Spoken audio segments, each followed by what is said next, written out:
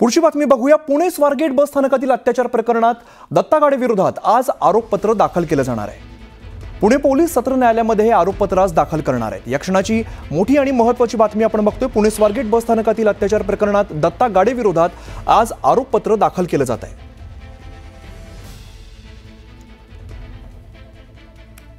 वैभव आमचे प्रतिनिधी अधिकची माहिती देतात। वैभव, पुणे स्वारगेट प्रकरणामध्ये आता आज दत्ता गाडे विरोधात आरोपपत्र दाखल केलं जाते, काय अधिकची माहिती आहे?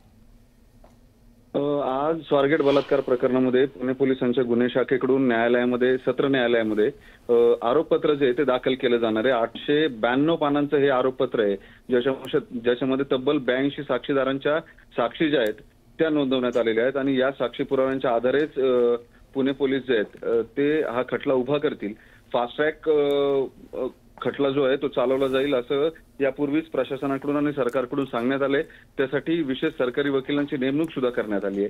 आता या सगळ्यावरती नादारकडून नंबर पडल्यानंतर त्या चार्जशीटवर हा खटला किती दिवसात बोर्डवरती न्यायालय घेतं आणि जी पीडित आहे त्याला किती दिवसात न्याय मिळतो या सगळ्या गोष्टी पाहणं महत्त्वाचं ठरणार आहे।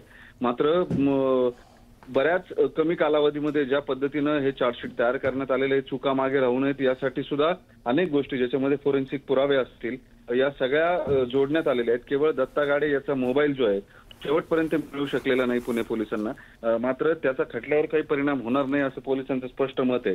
हा मोबाईल सोडून बाकी सगळ्या साक्षी पुराव्यांची आणि घटनेच्या माहितीसाठी 892 पानांचं आरोपपत्र जे आहे ते न्यायालयामध्ये काही वेळामध्ये आज दाखल होईल। निश्चित धन्यवाद वैभव या सगळ्या सविस्तर माहितीसाठी।